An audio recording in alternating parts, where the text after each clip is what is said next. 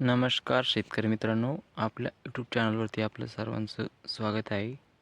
शेतकरी मित्रांनो, मी तुम्हाला आज हरभरा पिकाचं झाड दाखवत आहे. झाड कशासाठी दाखवते, हरभरा पिकाला प्रकारे फुटवा असायला पाहिजे ते मी तुम्हाला दाखवणार आहेत.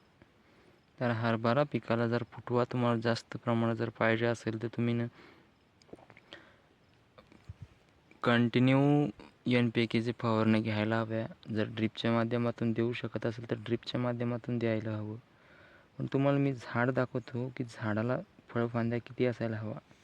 हे बघा, हे झाड आहे. हे जे झाड आहे याला फळफांद्या बघा किती आहे. 1 2 3 4 5 यानेच त्या खालच्या फांद्या आहे. आणि हे बघा, ही जी त्याची मेन फांदी आहे हिला उपफांद्या बघा. 1 2 3 4 5 6 7 7 फांद्या ह्या आहे. हे वरती हाताचा शेंडा आहे, शेंड्याला 7 फांद्या. आणि या जे बाजूचं त्याचं आणखी एक डंग आहे, या डंगाला पण तितक्याच फांद्या आहे. सांगायचं तात्पर्य हे आहे की हरभरा पिकाला जर जास्त फुटवा असेल तर तुम्हाला जास्त उत्पन्न घेण्यापासून कोणीच म्हणजे रोखू शकत नाही. दुसरी गोष्ट म्हणजे ज्यावेळेस फुलधारणा होती त्यावेळेस हरभरा पिकामध्ये तुम्ही प्लांट ग्रोथ रेग्युलेटर मारू शकता. म्हणजे जर तुमच्या हरभरा पिकाची जास्त वाढ होत असेल तर तुम्ही त्याच्याकरता वाढ थांबवायचं कुठल्याही प्रकारचं PGR मारू शकता. PGR मारण्याचा उद्देश हा आहे की त्याच्यामुळे आपलं फळधारणा वाढते. झाडाची जी काही शाखीय जास्त वाढ होती ती शाखीय वाढ थोडी कमी करून फळधारणेकडे झाडाची जी चालना वाढते. तुम्ही पण PGRचा वापर करायला हवा.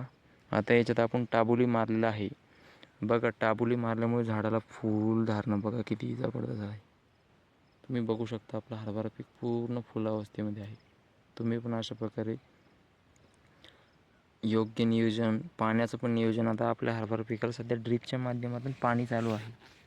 कुठलंही पीक असू द्याल, पाण्याचं नियोजन खूप महत्त्वाचं आहे. पाण्याचे नियोजन कशामुळे महत्त्वाचं आहे की हरभरा पिकाला खूप जास्त पण पाणी चालत नाही आणि खूप कमी पण पाणी चालत नाही. हरभरा पीक हे पाण्यासाठी एक सहनशीलता पण नाही त्याच्यामध्ये, आणि अतिरिक्त पाणी झाल्यावर त्याचा काही फायदा पण नाही आपल्याला. म्हणजे पाणी त्याला गरज आहे तेवढंच सोडायला हवं. पाणी जास्त झालं की पूर्ण एक तर ते वाढायला लागून जातं, फुलगळ होते. नाहीतर मग पाणी कमी पडलं तर जागीच काळं पडतं, फुलगळ होते. म्हणजे कुठल्याही अवस्थेत तुमची फुलगळ होणार. त्याच्यामुळे हरभरा पिकाला तुम्ही जास्तीत जास्त ड्रीप असेल तर तुम्ही 15 ते 20 दिवसातून 1 घंटा पाणी द्यायला हवं.